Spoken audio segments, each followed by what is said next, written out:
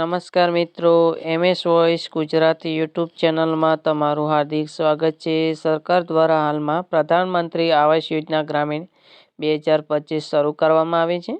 આ યોજનાનો લાભ લેવા માટે સરકાર દ્વારા જોબ કાર્ડ ફરજિયાત કરવામાં આવ્યું છે. જોબ કાર્ડ શું છે?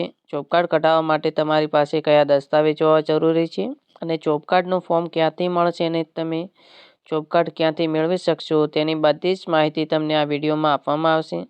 તેના માટે વિડીયોના અંત સુધી બન્યા રહેજો અને ચેનલમાં નવા છો તો ચેનલને પણ સબસ્ક્રાઈબ કરી લેજો. જોબ કાર્ડ એ એક પ્રકારનું દસ્તાવેજ છે જે મહાત્મા ગાંધી રાષ્ટ્રીય ગ્રામીણ રોજગાર બાંહેધરી કાયદા તરીકે ઓળખ તરીકે આપવામાં આવે છે, જેને આપણે ટૂંકમાં નરેગા કાયદા તરીકે ઓળખીએ છીએ.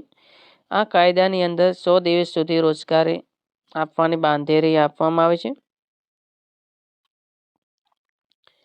જોબ કાર્ડ એ 18 થી 60 વર્ષની પુખ્ત વયના વ્યક્તિઓ કઢાવી શકે છે અને તેના આધારે રોજગારી મેળવી શકે છે. જોબ કાર્ડ ધરાવતી વ્યક્તિને એક દિવસનું મહેતાણું ₹224 એમ કુલ 100 દિવસ માટેનું મહેતાણું ₹22,400 લેખે ચૂકવવામાં આવતું હોય છે. જોબ કાર્ડ એ અરજી કર્યાના 15 દિવસમાં તમને આપવામાં આવે છે. તે 5 વર્ષ સુધી માન્ય રહેતું હોય છે. આ જોબ કાર્ડની અંદર તમે તમારા કુટુંબના દરેક સભ્યનું નામ પણ તમે જોડી શકો છો. જોબ કાર્ડની અંદર વ્યક્તિએ કરેલા કામની અને દિવસોની નોંધણી કરવામાં આવતી હોય છે. આ જોબ કાર્ડ હેઠળ તે કામવાળા વ્યક્તિને રહેઠાણ વિસ્તારના 5 કિલોમીટરની અંદર કામ આપવામાં આવતું હોય છે. જે કામનું સ્થળ દૂર હોય તો તેમને 10% મુસાફરી ભથ્થું પણ સરકાર દ્વારા આપવામાં આવે છે. જોબ કાર્ડ કોણ કઢાવી શકે? તો જોબ કાર્ડ એ ગ્રામીણ વિસ્તારની પુખ્ત વયની એવી વ્યક્તિ કે જે બિનકુશળ અને શારીરિક શ્રમ કરતા હોય તે વ્યક્તિ કઢાવી શકે છે. આ યોજનાનો તમામ ગ્રામજનો લાભ લઈ શકે છે. વ્યક્તિની ઉંમર 18 થી લઈને 60 વર્ષની હોવી ફરજિયાત છે. વિકલાંગ કે સરકારી નોકરી કરતી વ્યક્તિ જોબ કાર્ડ કઢાવવા માટે પાત્રતા ધરાવતો નથી.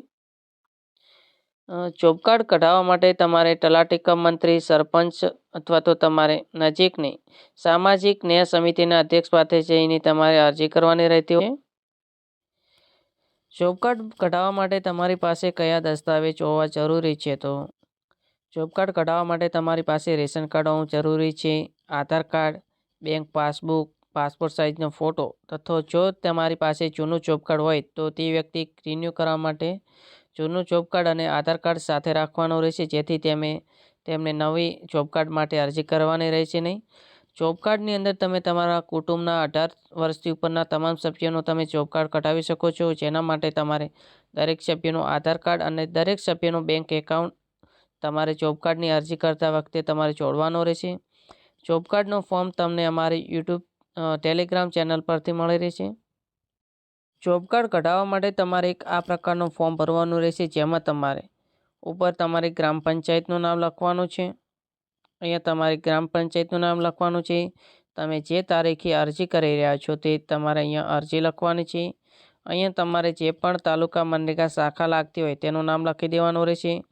ત્યારબાદ તમારે ગ્રામ પંચાયતનું નામ લખવાનું છે. ત્યારબાદ તમે પ્રધાનમંત્રી આવાસ યોજનાનો લાભ લેવા માટે જોબ કાર્ડ ઇસ્યુ કરવા માંગતા છો તો તમારે અહીં તમારી ગ્રામ પંચાયત લખવાનું છે.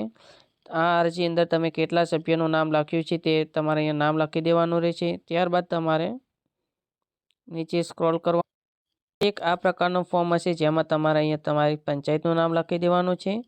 એ તમારે જે પણ સભ્યનું જોબ કાર્ડ કઢાવવાનું છે તે સભ્યનું તમારે અહીંયા નામ લખી દેવાનું છે, તેનો આધાર કાર્ડ નંબર લખી દેવાનો છે અને રિમાર્ક્સમાં તમે તેનો મોબાઈલ નંબર પણ લખી શકો છો. અહીંયા તમે જેટલા પણ તમારા કુટુંબમાં સભ્ય છે તે બધા જ સભ્યોનું તમે જોબ કાર્ડ કઢાવી શકો છો. ફોર્મ ભર્યા પછી તમારે તમારા ગામના સરપંચના તમારે અહીંયા સહી સિક્કા કરાવવાના રહેશે. જો તમારા ગામમાં સરપંચ નથી તો તાલુકા પંચાયત દ્વારા જે પણ વહીવટદાર તમારી ગામમાં નિમણૂક કરવામાં આવ્યા છે તેમના તમારે સહી સિક્કા કરાવવાના રહેશે તથા તમારા ગામના તલાટી કમ મંત્રીના સહી સિક્કા કરાવીને તમારે નજીકની તાલુકા પંચાયતમાં જે મનરેગાની ઓફિસ છે ત્યાં તમારે ગ્રામ રોજગાર સેવકનો કોન્ટેક કરવાનો રહેશે, જ્યાં તમારે આ ફોર્મ ભરવાનું રહેશે. ત્યાં તમે જે પણ સભ્યનું જોબ કાર્ડ કઢાવવા માંગતા હોય છો તેનું આધાર કાર્ડ, તેનું બેંક પાસબુક, તેનો એક ફોટો અને રેશન કાર્ડ ડોક્યુમેન્ટ જોડીને તેમને આપી દેવાના રહેશે. જેઓ તમને 5 દિવસની અંદર જોબ કાર્ડ આપી દેશે. જો આપેલ માહિતી સારી લાગી હોય તો વિડીયોને લાઇક કરી દેજો, ચેનલને સબસ્ક્રાઈબ કરી લેજો અને બીજા લોકોને પણ વિડીયો શેર કરજો. ને જોબ કાર્ડનું ફોર્મ અમારી Telegram channel MS voice Gujarati પર મળી રહેશે, જેની લિંક વિડીયોના ડિસ્ક્રિપ્શન બોક્સમાં આપેલ છે. આભાર.